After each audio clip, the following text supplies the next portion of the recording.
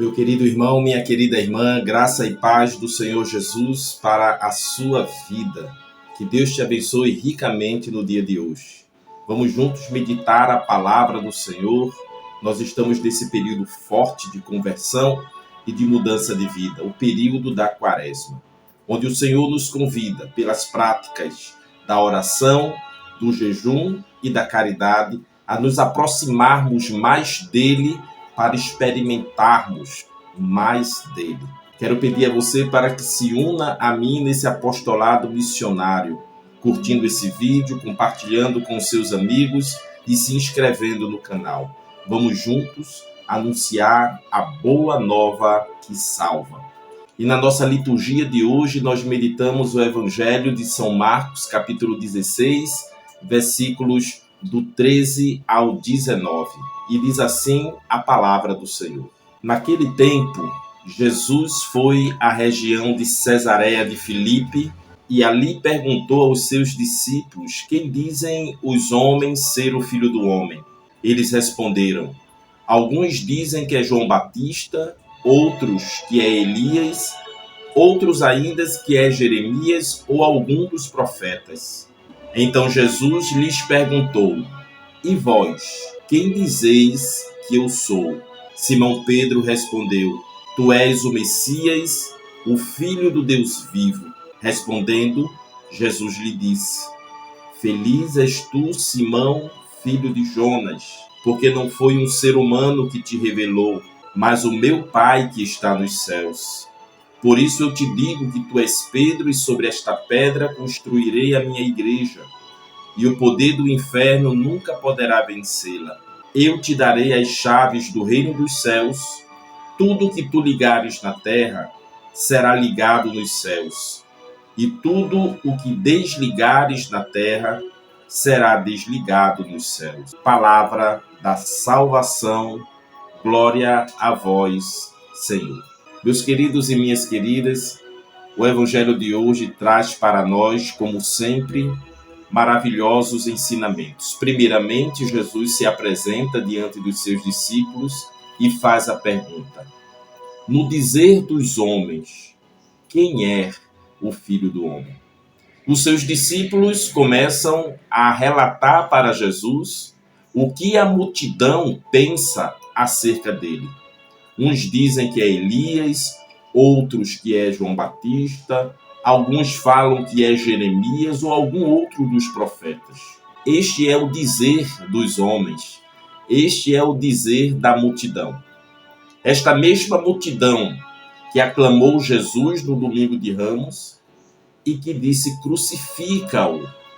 Esta mesma multidão que seguia a Jesus Cristo apenas por conta da multiplicação dos pães e porque estavam com fome. A multidão tem um pensamento de Cristo e esse pensamento da multidão não é um pensamento confiável, porque não é um pensamento movido pela ação da graça de Deus, pela ação do Espírito Santo de Deus, mas é um pensamento acerca de Cristo meramente humano. Nós vemos isso, inclusive, ainda hoje. Para muitos, Jesus foi apenas um homem sábio, Jesus foi apenas um profeta, Jesus foi apenas uma pessoa caridosa. Mas Jesus Cristo é tudo isso e muito mais. E ele pergunta aos seus discípulos: e vocês? O que vocês dizem que eu sou? E nós podemos aprender com essa passagem do Evangelho de que nosso Senhor, ele se preocupa com a nossa resposta. Ele vem a nós, ele nos busca, ele vem ao nosso encontro por amor. Ele é o Deus Emanuel que se encarnou, que veio até nós. Mas ele quer e deseja uma resposta do homem, uma resposta minha e uma resposta sua. Ele que nos amou primeiro, ele deseja que nós tenhamos uma resposta a este amor. E é por isso que ele pergunta aos seus discípulos: e vocês? O que vocês dizem que eu sou? Esta preocupação de Cristo com a resposta do ser humano. São Pedro se aproxima de Jesus e faz a profissão de fé cristológica.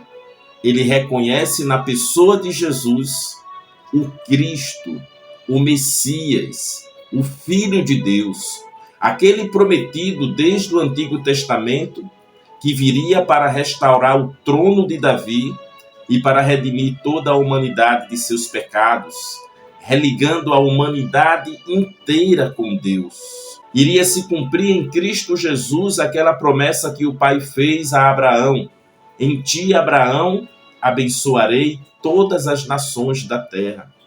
É por meio de Cristo que o Pai religa consigo mesmo todas as nações, todos os povos, todas as pessoas. A graça veio até nós por puro amor misericordioso de Deus. Jesus Cristo, ele é o Filho de Deus, ele é o Messias, ele é o Salvador e ele é o Senhor. E ele deseja, é do agrado do coração do Senhor, que eu e você tenhamos uma resposta a dar diante deste tão grande amor. E a nossa resposta não pode ser outra, senão professar com os nossos lábios e com o nosso coração e com a nossa vida que este Jesus Cristo é o Filho de Deus, o Cristo, e é o nosso único e suficiente Salvador. Abrir as portas do nosso coração, ou melhor, escancarar as portas do nosso coração, como pedia o Papa São João Paulo II, escancarar as portas do nosso coração para Jesus Cristo e deixar que ele entre em nossa vida e mude o rumo da nossa embarcação, para que possamos ter um trajeto que nos direciona para Deus. É isso o que o Evangelho de hoje nos ensina. E o Evangelho prossegue falando sobre um episódio maravilhoso na vida da humanidade. O nosso Senhor Jesus Cristo institui a sua igreja, colocando São Pedro como o seu representante na terra. Eu te digo, Simão, que tu és Pedro, e sobre esta pedra edificarei a minha igreja, e as portas do inferno não prevalecerão contra ela. A igreja, a família de Cristo na terra. Nosso Senhor quis fundar a igreja, nosso Senhor quis nos congregar num corpo. O apóstolo São Paulo compara a igreja a um corpo que tem vários membros, mas que participam de uma única unidade, cuja cabeça é Cristo. Queridos irmãos e irmãs, que grande graça e que grande bênção de Deus para a nossa vida é ter uma vida em comunhão, é ter uma vida de fé que não é uma vida solitária e isolada, mas é uma vida congregada. Congregada porque assim mesmo quis o nosso Senhor Jesus Cristo. Este Cristo, Filho de Deus, no Evangelho de hoje nos ensina que assim como ele tem essa comunhão plena com o Pai, ele quer que vivamos uma vida de fé em comunhão uns com os outros na igreja. Que o Espírito Santo de Deus possa suscitar no nosso coração este desejo de estar em comunhão plena com o Senhor e de estar em comunhão plena com os irmãos. Que Deus te abençoe. Louvado seja nosso Senhor Jesus Cristo.